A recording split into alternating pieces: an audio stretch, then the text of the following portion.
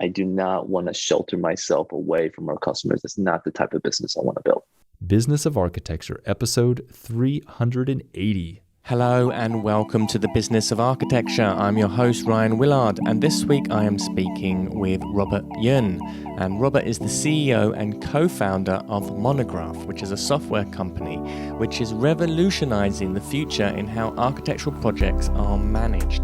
Now, Robert used to work as an architectural designer in Chicago, and ultimately he ended up settling down in San Francisco, where he discovered a passion for designing software for the AEC industry.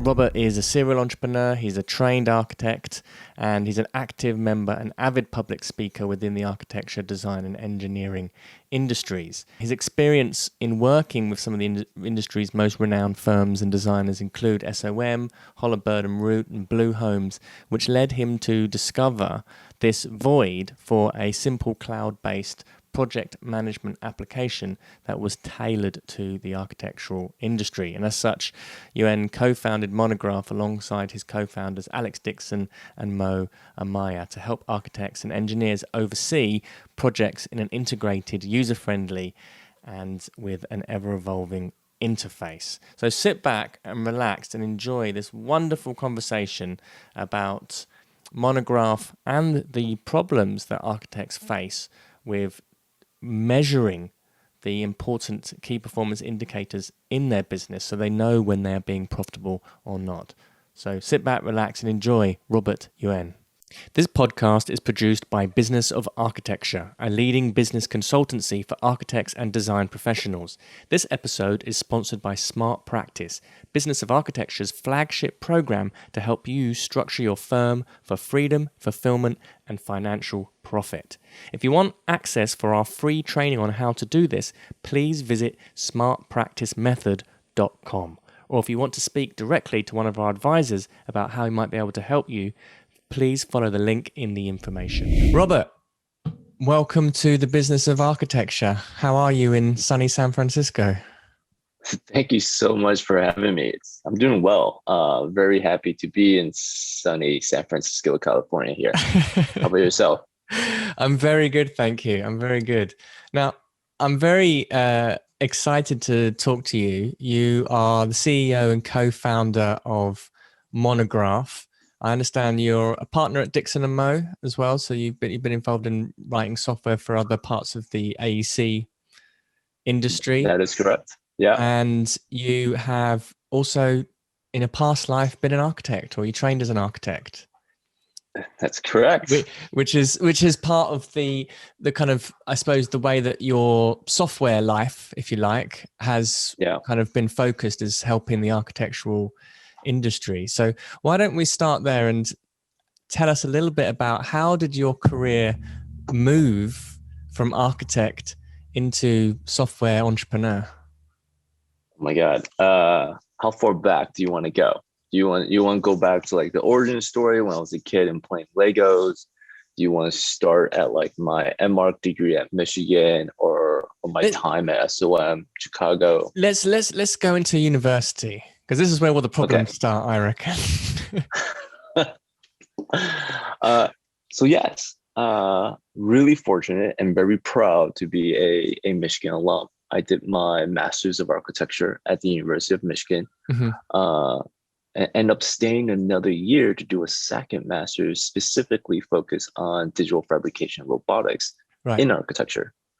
So if that's any indicator that like I've always had this tinkling that like I like tech. I like tech-enabled design. I love and I'm extraordinarily fascinated with the use of technology and how it can continue to assist in the design process. But also like how else it can be embedded across practice. Got it. I think it was really fun and fascinating. It was like immediately after university. The natural thing to do is you go home, you work on your resume, and you work on your portfolio. You prepare yourself to be entered into the professional world. Yeah. And there's a bit of a downtime while you're doing that, right? Like you take to a really hard regard in terms of like how do you craft a resume, and how do you craft a body of student work. Mm. While I was doing that, I actually created my very first website/app, and was called Section Cut. I really love the terminology section cut, because it's, you cut through a building to really understand and digest all the moving pieces within a building.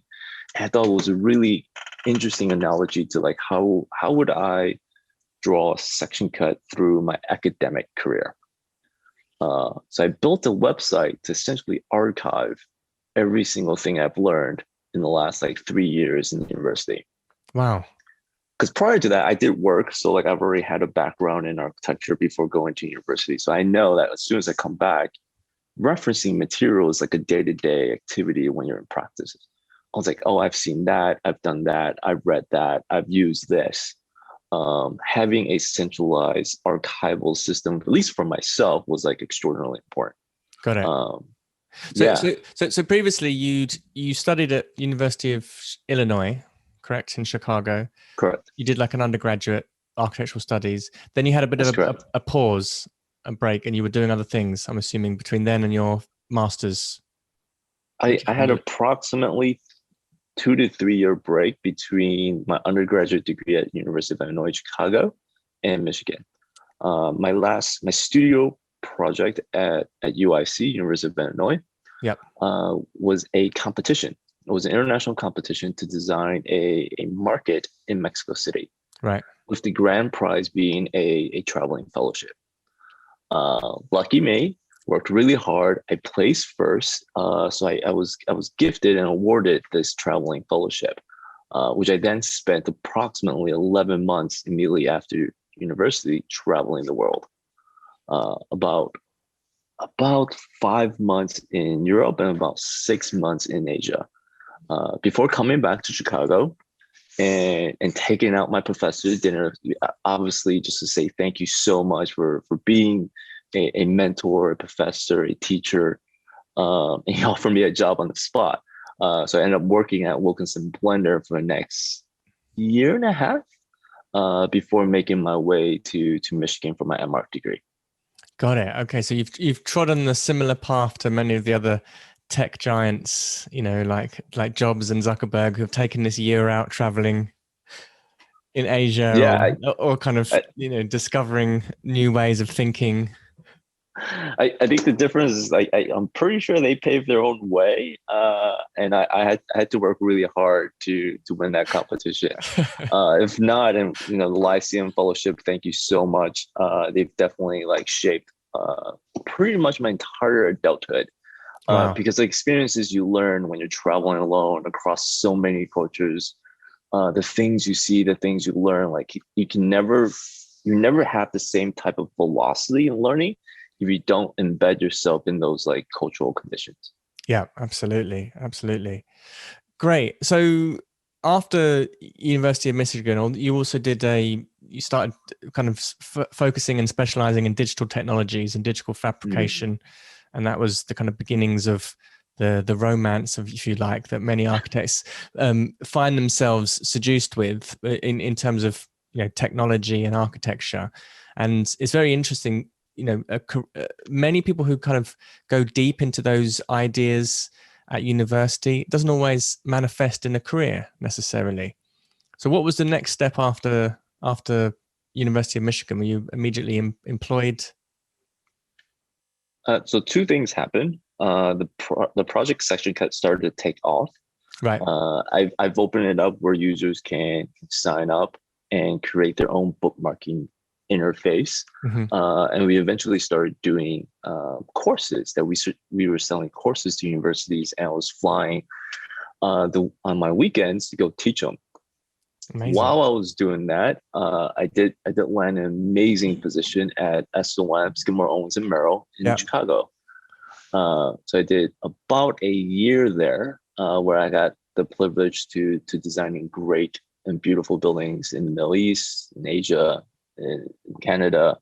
The hours were intense, but the culture was amazing, and you're constantly surrounded by incredible designers and architects.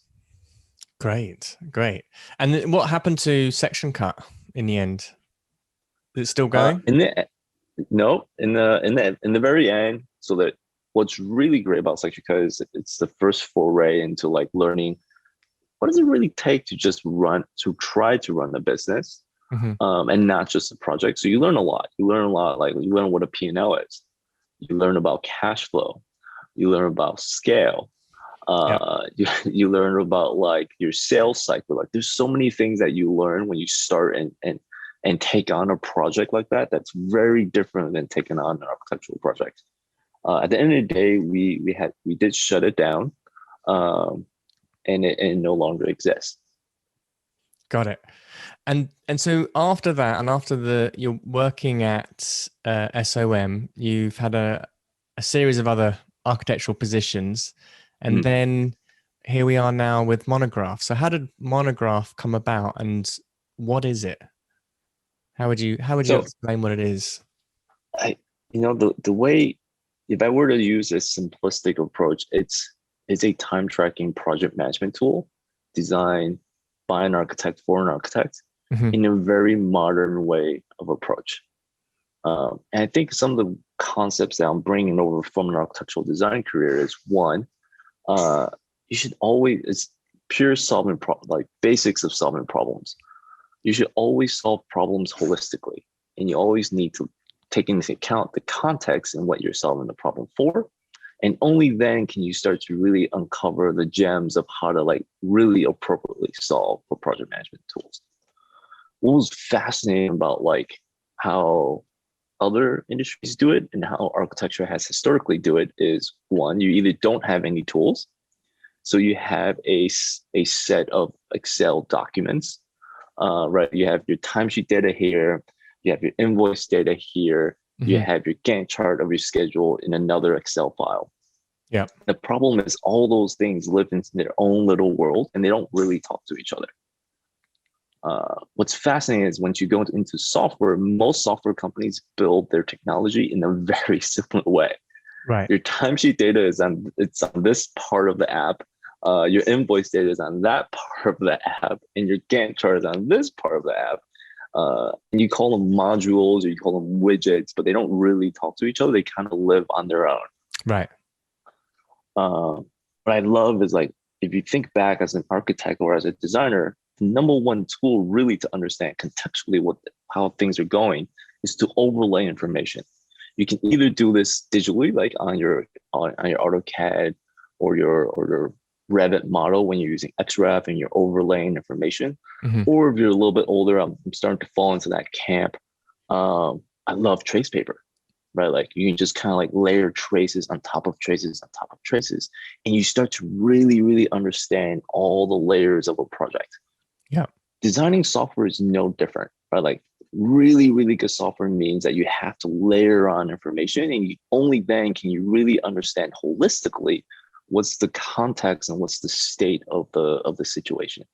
And I think this is where like Monograph extraordinary from a philosophy perspective, Hmm. very different compared to any other software company, because we spend a lot of time making sure that we're not building in silos, and we must constantly be overlaying information. If not, then the information itself is Yeah. not useful, right? If I take a very simple approach, if you log 40 hours of work a week and all you're doing is logging 40 hours of work, it doesn't tell me anything.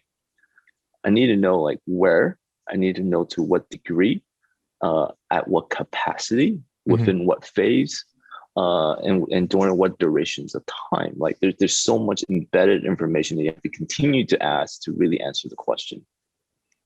That's a long-winded version of what Monograph is. Well, it's really interesting because the kind of lack of, well, because it goes back to fees, right? And essentially one of the biggest problems in the architectural industry is the setting of fees, getting the fees right.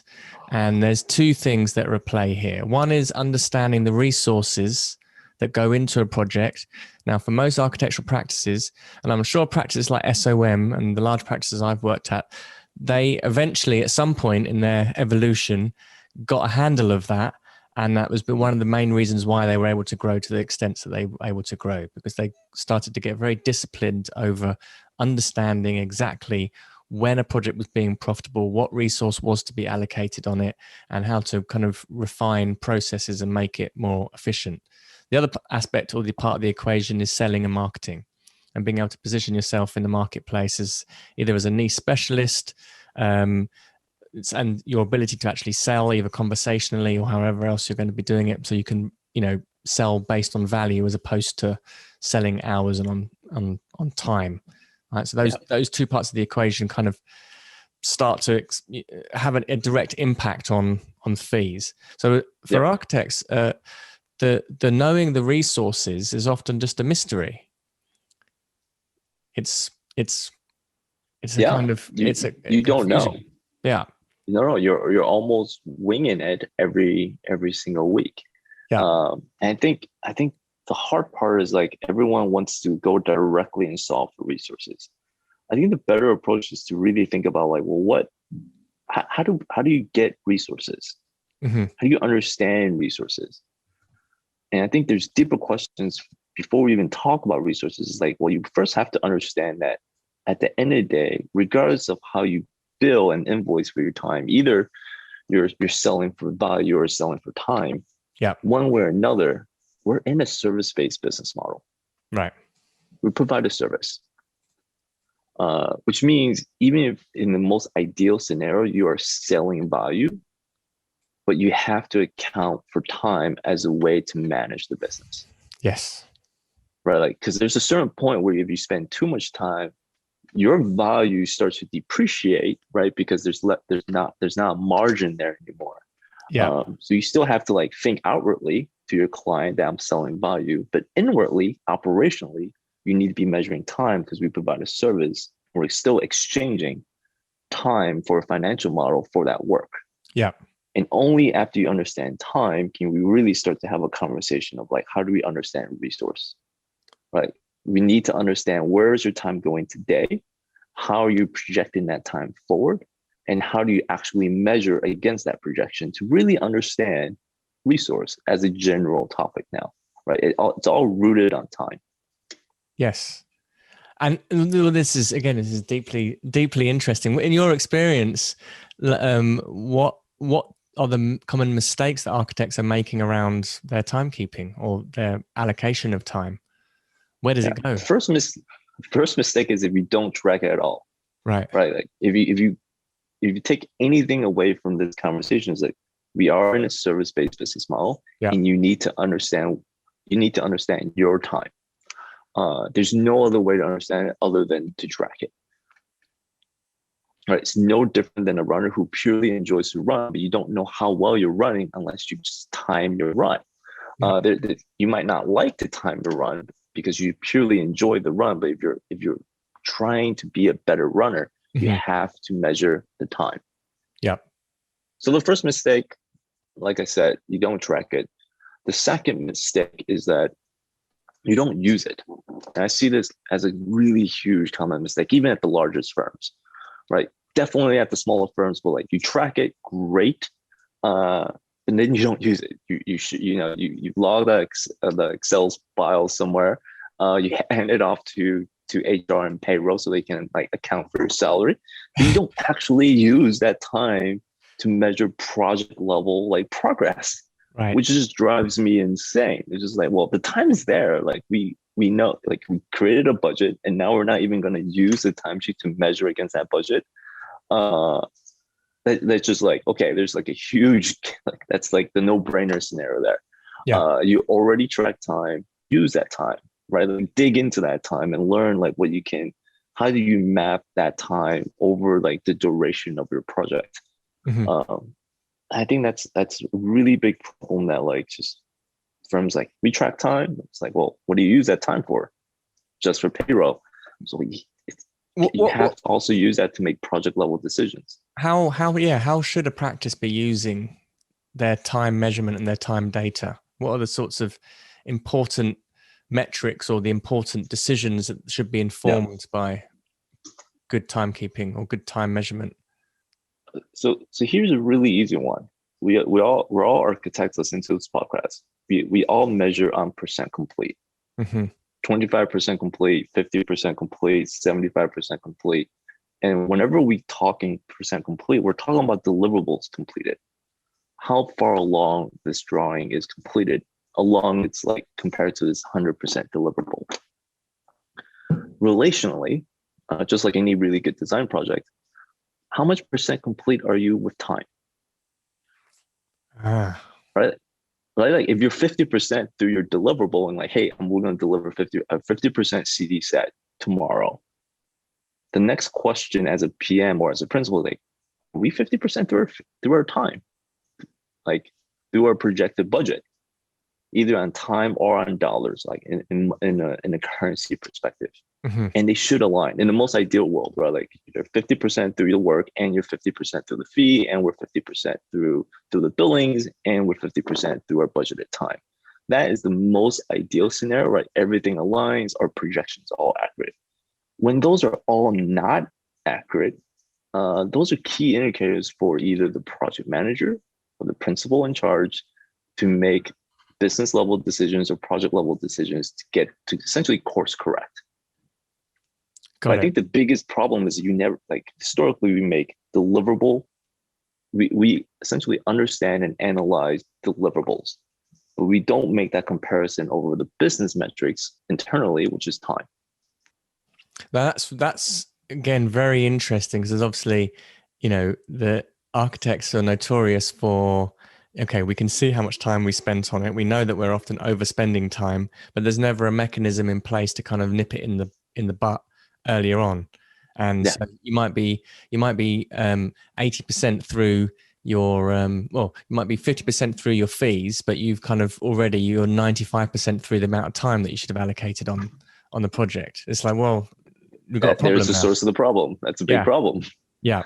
And this is really interesting, because in so many businesses that I've spoken to, and one of the complaints always is that there's low fees associated with the projects. And often architects, because we're passionate people and we care about design, and design is prized over all else, at the expense of all else, it's not uncommon to find practices working on a set of projects. Perhaps the client is not a connoisseur of design per se, and they've got a budget that they've got whatever their budget is, and the architect has agreed to do the project, but then treating that project as if it were, the next kind of design aspirational project that's going to get published, and there might be the kind of conversation of, well, if we do a really extraordinary job here, then it's going to get marketed and published, and that will lead to more work, which has its own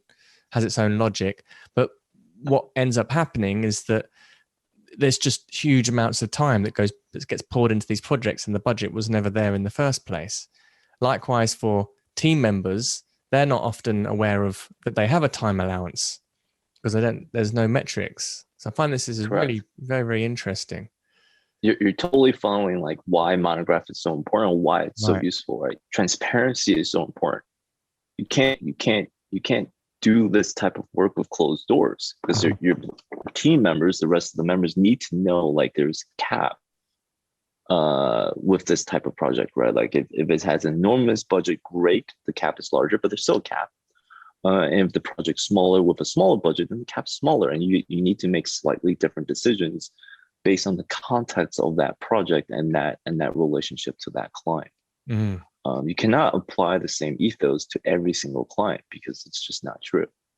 So how does Monograph differ then from other project management systems on the market, say like Monday or BQE Core, or there's such a wide range of them, and obviously for an architect to, this is one of our questions that we get asked so often: which project management system should we be using? What's the best one? And it's like, well, I never quite know how to answer that. So let me see if I can break this down. Right. Monday, Trello's, Asanas. There's a lot. Actually, that space is to generalize project management tools. There's so many. It's insane. Like the list goes on and on and on. I think the biggest takeaway is like they're not designed for architects, and they never will be. Yeah. And to really facilitate the management of putting a set together and building like buildings in the world, like our built environment, those software will never cut it because they're too generalized and they fundamentally have the wrong philosophy when they're building out the project management tool. Mm-hmm. Because they're generalized, their core unit of measure is always a task. Historically thinking, when you think of a project management tool, you think like, oh, it helps manage tasks. Mm-hmm. Remember, our industry is a service-based business model, and we need to understand time. So if we don't start with time, all those other software just won't work. Because they're not making a relationship to time. They're just focused on their core unit of measure, which is a task. So that's an easy blanket answer for all like your Mondays and everyone else that are like not industry specific. Got it. How we're different with core is like, I go back to our philosophy approach. They build in modules and widgets. We build holistically. Yeah. Like they build essentially for complexity and we build for simplicity. Mm. Right. It's very, very different approach. I'm not saying one is better than the other. Like I'm always gonna be biased, right? Like talk to me here. Like I 100% holistically believe that when you design for simplicity and conciseness and you have a focus, we achieve that end goal a lot better than trying to design things in silos. Mm. Right. Big part of this is why Monograph is not an accounting tool. Right. This is where core has advantages because it is on all-in-one suite. You're not managing projects only. You're also managing the accounts of your business. I have a really strong position where like if you do too many things, you do nothing well. Yeah, I've learned that historically as an architect when we take on too many things, and eventually you do none of it well. So it's like, okay, this is a life lesson. Don't tackle too many things. Really focus on a very small set of things and do those extraordinarily well. Yeah. And then let an amazing company who just focuses on accounting do the accounting. Right. This allows us to not make internal biases on decisions like, well, which features should we release? The project management side or the accounting side? Should we focus on, your general ledger or time? Right. Like, okay, these are like no-brainers when you have a very clear focus. We only focus on time and we let the accounting software do their job. And we do our best to make sure we're integrated as well as we can. Do you have a target market in terms of practice size? Is this the kind of piece of software that would work for SOM as well as it would work for a small practice, or is it kind of geared towards a particular kind of practice turnover size or person size? Yeah, I am 100% driven on like making sure architects are empowered with tools. Mm-hmm. That default to me to essentially the larger pool of that market, which are the smaller firms. Yeah. I think SOM will continue to have their tools and they have the resources to continue to move forward with their current tech stack. But it's the small firms. It's your everyday architects. It's like the other 90% of the industry that are struggling. That they're the ones that at the end of the day build their homes that we live in. They're the ones that build our local libraries, or local restaurants, or local medical centers. Like everything within our local built environment are done by our local architects. That's where the largest impact is. Yeah.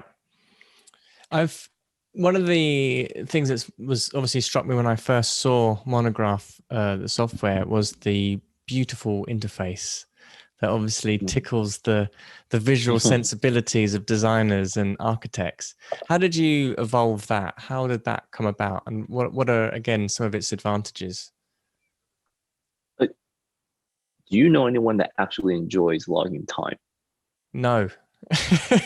Neither do I.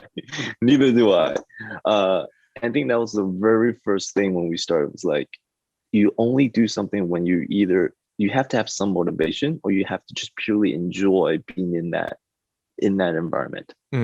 So like having a well-crafted, aesthetically pleasing environment is super, super important because you have to enjoy it. If you don't enjoy it, then you don't do it. It's human behavior there. So it's always top of mind. Like, and it's also like half the team has a design and architectural background, we by default want to make beautiful things. Yeah. So like aesthetically beautiful platform is always top priority. Fantastic. Now, in terms of actually entering in the data or the usability, do you have any? And I've spoken to a client before who they were always looking for a way of without having to type in here I spent this amount of time on this project, just wanting the system to be able to record it automatically. And understand some of the issues with that is that then means that you're creating a piece of spyware, which is essentially like having to look around your computer and saying, okay, but from a usability perspective, is that a possibility, or is that something that Monograph does, or is it kind of you're still entering in the data, you've got to, you're tracking it, or does it has the timer functions? So let me see. You manually enter it. You can do that. Yep. It's a historical way of doing it. We absolutely have that. We have the timer, which is a little bit fancier, where you can set the timer, let it go, and like do your deep focus work. Yep. The spyware component, where we're automatically, suggesting times that you've spent on X, Y, and Z. We don't do that. Yeah. We don't have any plans on doing that. The question is it possible? I think it is absolutely possible. Is it the right approach? Debatable.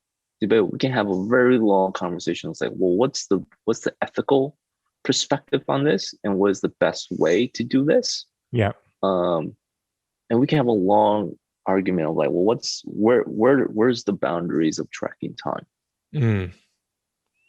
Yes, and I suppose kind of it's fine if it's your own machine, but when you're doing it on a team and you're kind of keeping that's a deeply uncomfortable environment to create for your team, essentially.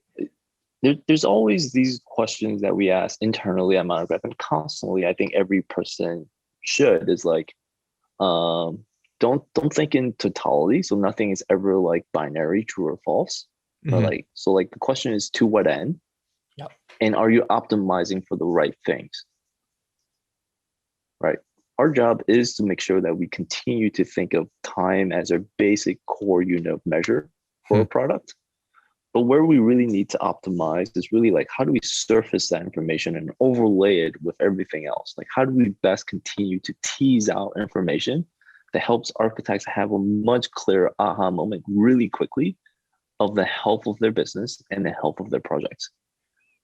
Like, that's where we should be optimizing, not how do we continue to track time infinitely better, because then we're moving further away from our objective, which is really help architects run their business and manage their projects. Got it. You can see how you can really easily start to lose track by you can go optimizing for the wrong thing. Yeah, you can go down a whole world of and you're not answering the right question anymore. Yeah. And I think just on the business side and the project level side, there's so much work to be done. We're still a very early company. There's still so much software to build. There's still so many problems to solve. We can easily just stay there for the next lifetime. Can you tell us a little bit about? I was reading some really interesting articles that you'd published previously about earned value management systems. And how that kind of integrates to the Monograph setup. Could you tell us a little bit about what that is, what that means? So, I would love to ask you too, and see if we can focus. Earned value, we need to always, as a service-based business model, understand the relationship between our billable rate, which is what the rate that we disclose to our clients, and then our cost rate, which is what it costs us to run the business, which is your payroll multiplied by your multiplier to cover insurances, taxes, and general overhead. And what is that delta? Right? The delta is the part that you really need to be mindful of. Right. Right? Because when the delta is too small, you're essentially hovering around break even. When your delta goes negative, you're losing money. Like you're paying more for labor than you are collecting in terms of revenue from your clients. Yeah. So you always want that to be a net positive, and you want that to be a healthy net positive, growing over time so you can continue to utilize that margin to grow the firm, right? Like at a certain point, this varies from cities to cities, countries to countries, and what that multiplier is. But with a healthy margin over time, you can continue to grow the firm, and to understand that relationship between I have net positive cash flow, I can continue to reinvest in growing the team. Sometimes I'll grow the team and capacities to execute on the work. And sometimes I'll grow the team to essentially bring in more work. Either way, you need to understand that margin so you know how to invest the growing business. Yeah. Fascinating. In terms of that kind of system, or knowing the kind of project profitability, or knowing whether what that delta is, it's very interesting. I've spoken to a number of practices in the past who, the way that they're kind of structuring their whole business model is that they know that 1 or 2 projects end up carrying 5 or 6. So they kind of, there's 5 or 6 projects which are, that delta has become too small or it's gone to the negative, and then it's 1 or 2 projects which are just, and they've got a sense that that's happening. They don't necessarily have the data. So what you're saying here is that with this system, you can basically have an up-to-date, instantaneous record of what that delta is to avoid running a business like that, because otherwise that's a nightmare. Correct. Absolutely. I think that's exactly what I'm trying to point out. It's like historically, you're right. Like there's always been a couple of projects that carry the entire firm. Yeah. The problem is exactly that. But like, why is that the case? Because you can think of it as a good thing that like I got 2 projects that carry the firm. You can also think of it as a negative thing where like half the projects in the firm actually we lose, right? They're weighing us down. Yeah. Like we could, instead of work on those projects, we could be working on profitable projects. Like, so instead of hiring like 1 architect every year, we could be hiring 10 architects every year if we didn't do those projects. The thing is, like, without knowing this information in real time, you never really know unless you're doing quarterly reports manually or annual reports manually. So your delay on your ability to make these decisions as a firm owner is like extraordinarily delayed now. Yeah. Right. And you don't have enough time to then course correct. Like I think experience, like instant access to information is super, super important because you can catch trends quickly. Yeah. It's like, okay, this is not looking good. We don't do anything yet. If it continues to not look good next week, 2 weeks, 1 month, okay, we got to do something, right? Like, there's now a trend here for this particular project that's going in the wrong direction.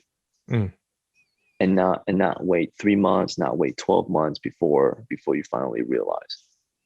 Gosh, it's quite frightening in a way when we start thinking about the traditional accounting methods that we might be using in businesses and the delays that it's actually, before we realize something like that's happening, or just not doing it at all, kind of just, steering the ship blindly and hoping for the best. I'm pretty sure every business should do some form of accounting. I think we all live in jurisdictions where we have to pay some form of taxes. Yeah. But I think the big takeaway, and I think I'll go back on why like core doesn't work. And core doesn't work because when you try to merge the two, they're serving very different functions. It's totally okay to do your accounting or like essentially reanalyze your book of work once a quarter, once a year. Totally okay from a financial perspective. Like you want to think broader terms, you can look at larger time frames. Absolutely okay. But once you get down to the nitty gritty and we're doing our day-to-day jobs, that system does not work, right? I need up-to-date information in terms of like how this project's going so I can do up-to-date decisions on how to manage this project. They inherently serve very different functions, and when you try to like smash them together, it doesn't work. It doesn't work because they will never work because the purpose of their objectives are very different. Yeah. I'd like to broaden the conversation a little bit and talk about the actual evolution of Monograph. And can you talk us a little bit about how the software, what kind of iterations has the software itself gone through, and what it required from you to turn it into a business, because obviously developing a piece of software is no small feat, and it's a very different business model from an architecture practice where we're able to basically open the doors and shout on the street for a few days, get a client in, and we can start getting paid. The piece of software is a very different kind of model to that. It's very different. I'm having a lot of fun learning every day on the job. Mm-hmm. I wouldn't ask for anything else in my life just because I'm having such an amazing time learning a new business model, learning how to run a technology company and what it takes. Yes, it's very different, but I think that the challenge is the part that's super exciting. Mm-hmm. I think some of the things that are like really, really different is one, recognizing what you can and cannot do. And I think this is applicable across all industries. Yes, I've played with robots and I've built websites and apps before, from a more of a hobby and like amateur perspective.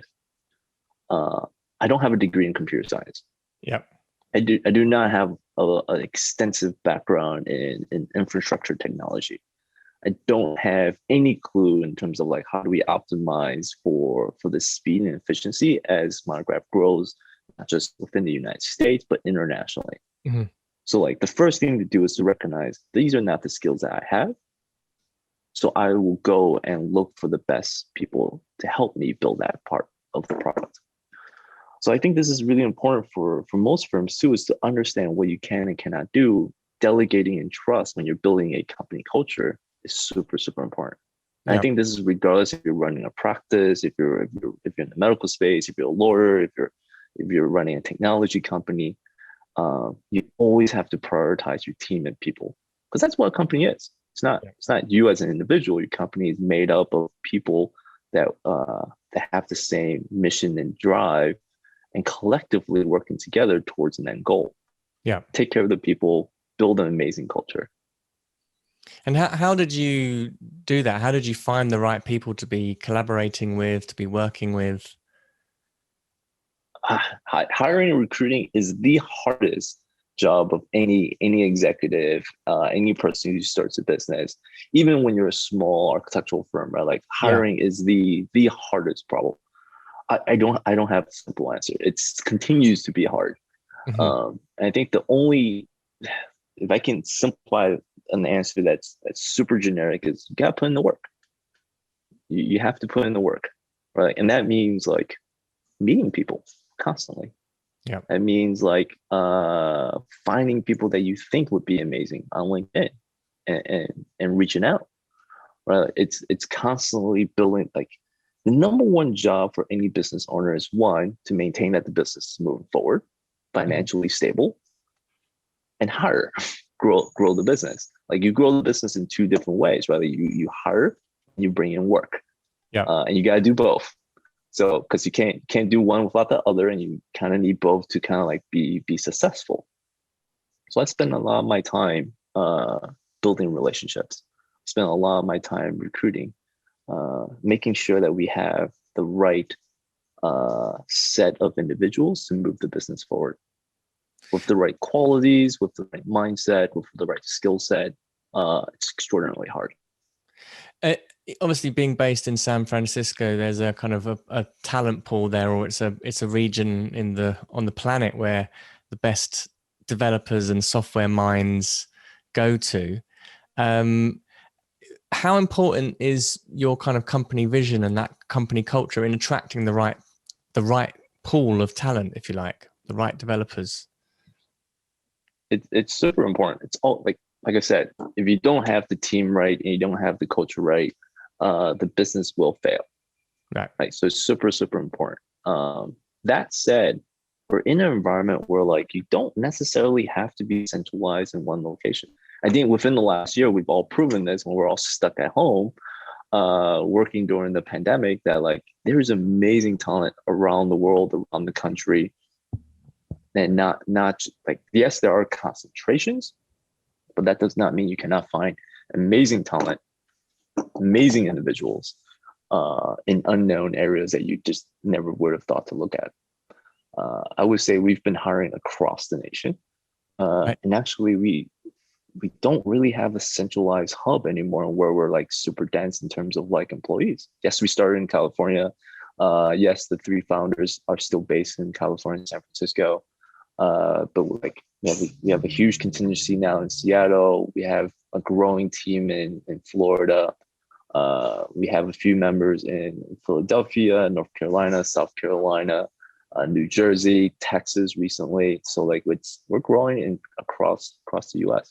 Amazing. How big is the team now? We're approaching 30. Wow. Incredible. Yeah. Really incredible.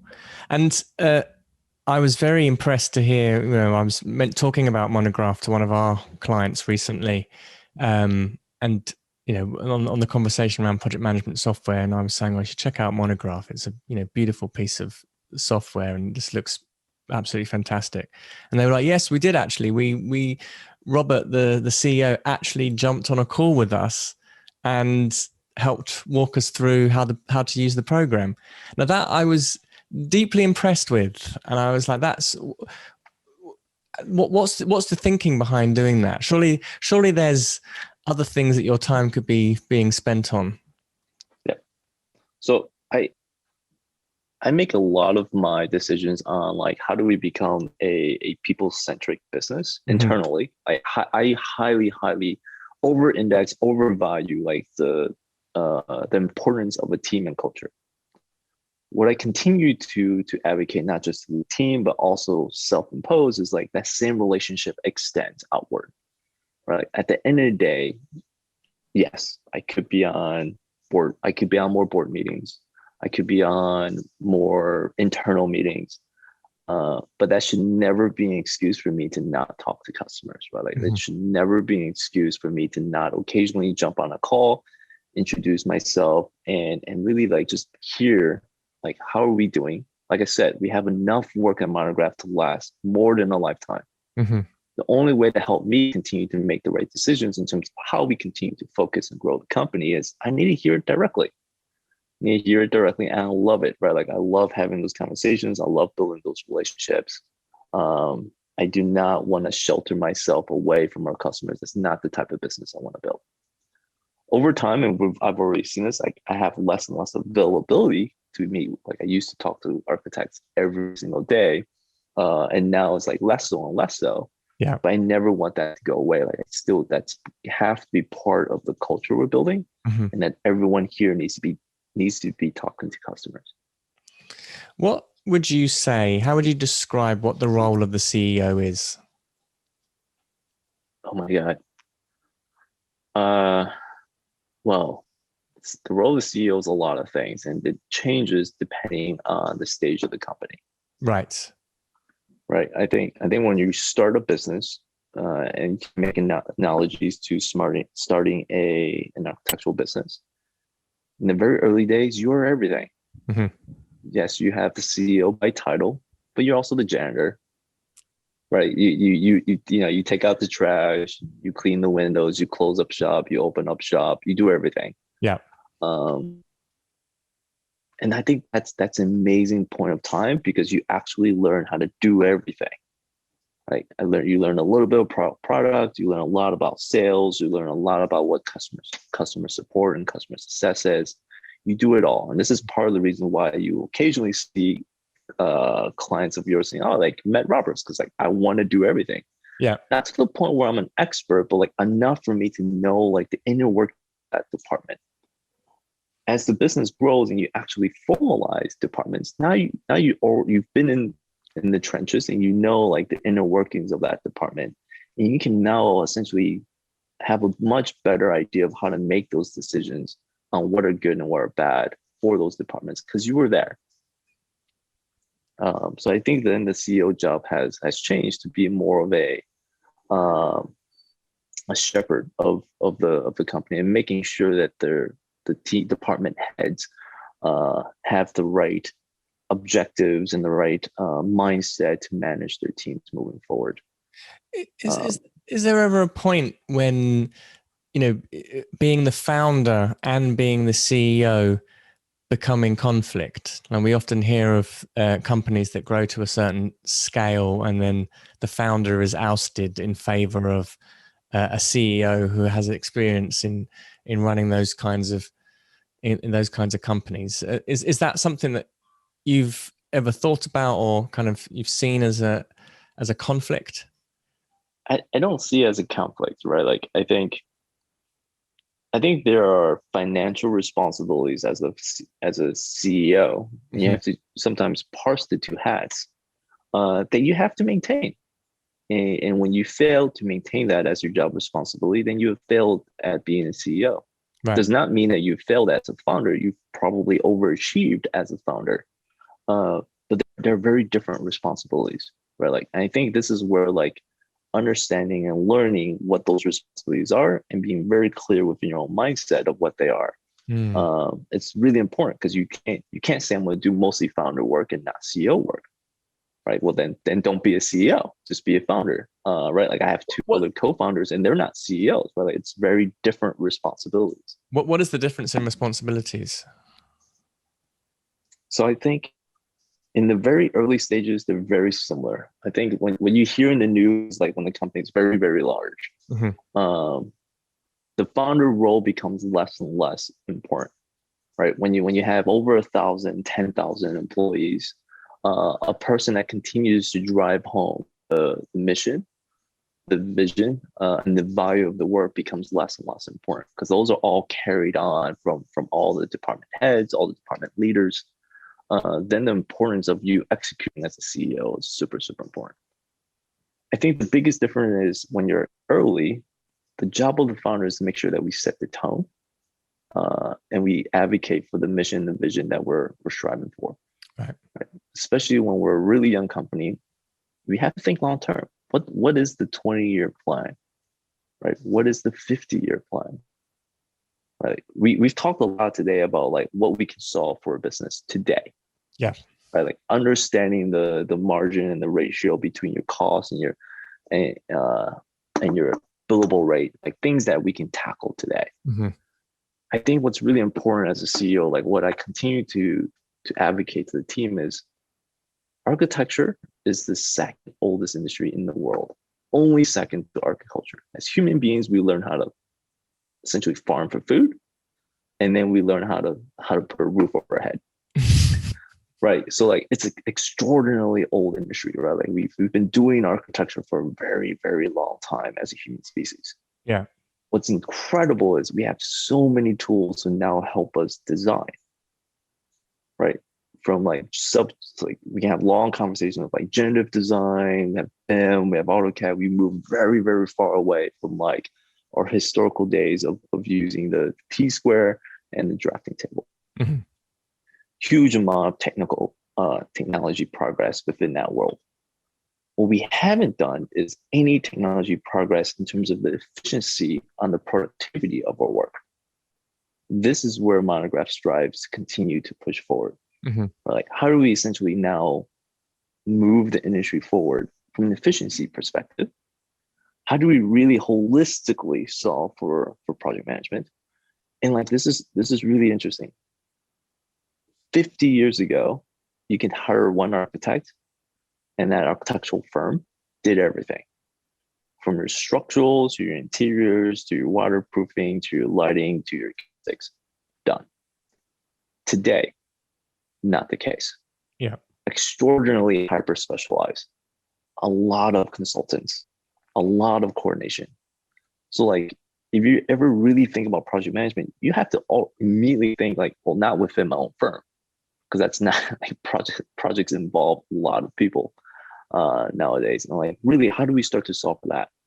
How do we really start to solve for the collaboration between the architect leading the project, working with the structural engineer, mechanical, electrical, plumbing, surveyor, seismic, solar, geothermal, wind, acoustics, landscape, lighting, interiors. There's so many stakeholders. Like we have to really think about how Monograph can continue to progress forward and solve projects holistically. That's, again, very, very interesting. Why do you think that the software industry or software has been slow, or maybe this is the other way around. Why has the construction industry been slow to adapt software? Or, or has it? Is that? I don't like the word that it's been slow. Right. And I think the biggest reason why I don't like to do that is because then inherently you're comparing this industry with another industry. Mm-hmm. Every industry is going to move at their own pace. There's no point in making comparisons. Yep. Right. Like, if we compare it to like finance, right? The movement of money, huge progress, right? But if you compare it to architecture, very slow. But if you compare it to agriculture, even slower. Mm-hmm. I mean, agriculture, like there's even less software technology development in that space. And though we need a lot more there, right? Like as a human species, we need to continue to consume food, right? Yeah. Like, and that's really, really important to like have, evolution and like progress within that industry. And yet it's still kind of slow. So I don't like the word slow because it's always relative. Right. I think for this space, for architecture and construction, one, it's extraordinarily hard to build software for industry if you don't have background in that industry. Right. So like you've already limited its possibility of like kicking off that progress. Because there's just not that many that makes that leap. And even if you do, it's very hard to execute, right? Like it's very hard to take one background of training and then now apply to a very different background. Mm.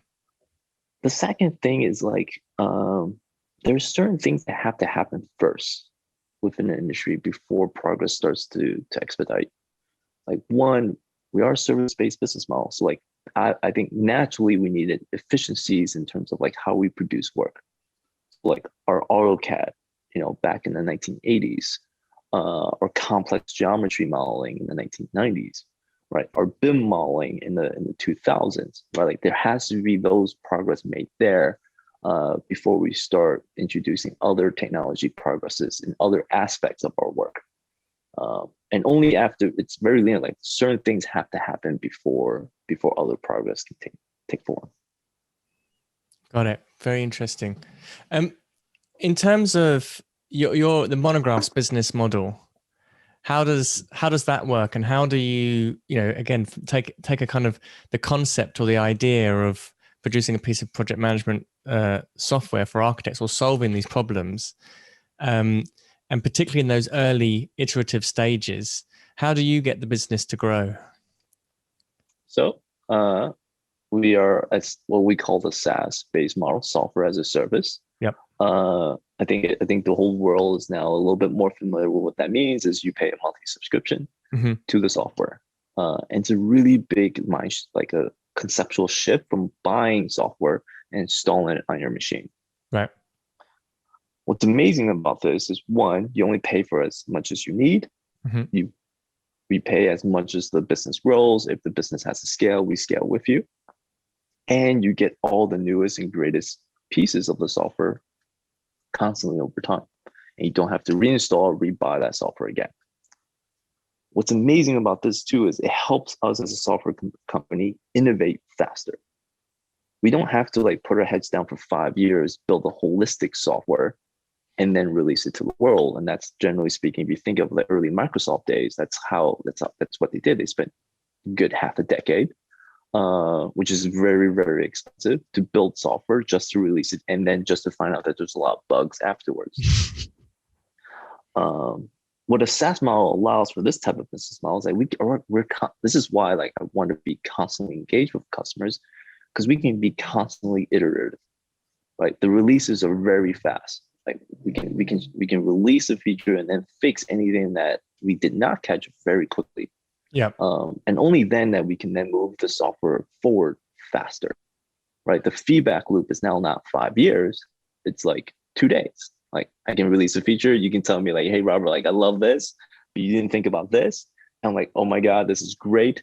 2 weeks later, we add that. And like, we can really like move the needle a lot faster. So from a business model, it makes a lot of sense in terms of like trying to get to the product where we're trying to tackle an issue that we know if we didn't operate this way, it would probably take multiple lifetimes to really accomplish our goals. It's still very hard, but with the SaaS model, we can move a lot faster. Amazing. Brilliant. I think that's the perfect place for us to conclude, Robert. What's next for 2021 for yourselves and Monograph? Teams continue to grow. Our objective is to continue to serve architects better. There's a couple projects that I'm super excited. Like we're really focused on profit reports. Second version of it. We're really focused on the second version of our invoicing features, and better integrations with accounting software. And then if we have enough time, we might be able to release small hints of how we're going to be a collaborative feature with the other consultants. Amazing. Coming soon.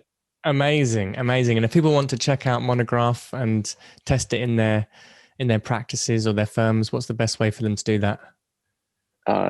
You sign up for a free trial. Trial is very free. Go to monograph.io. In the upper right-hand corner, you can start your free trial. You can see it for yourself. As we noted a couple times here, if you really want to meet me, I am more than happy to take a call. You can reach me directly, and it's really easy. It's just robert@monograph.io. Fantastic. Brilliant. Well, Robert, thank you so much for your time and expertise and deep insights into both, what you're doing at Monograph as a business is itself, but also how you're serving other architectural businesses and the problems that they face. So thank you. Thank you for having me. It's a ton of fun. And that's a wrap. And don't forget, if you want to access your free training to learn how to structure your firm or practice for freedom, fulfillment, and profit, please visit smartpracticemethod.com. Or if you'd like to speak to one of our advisors directly, follow the link in the information. If you enjoyed today's show, please head on over to iTunes and leave us a review. I read every single one. Also, I'd love to get your feedback on this particular episode or the show in general, as well as your recommendations. You can reach us by emailing podcast@businessofarchitecture.com. This podcast is brought to you by Business of Architecture, a leading architect business consultancy. Access our free training on how to structure your architecture firm for more freedom, fulfillment, and financial success by going to smartpracticemethod.com. The views expressed on this show by my guests do not represent those of the host, and I make no representation, promise, guarantee, warranty, pledge, contract, bond, or commitment except to help you conquer the world. Carpe diem.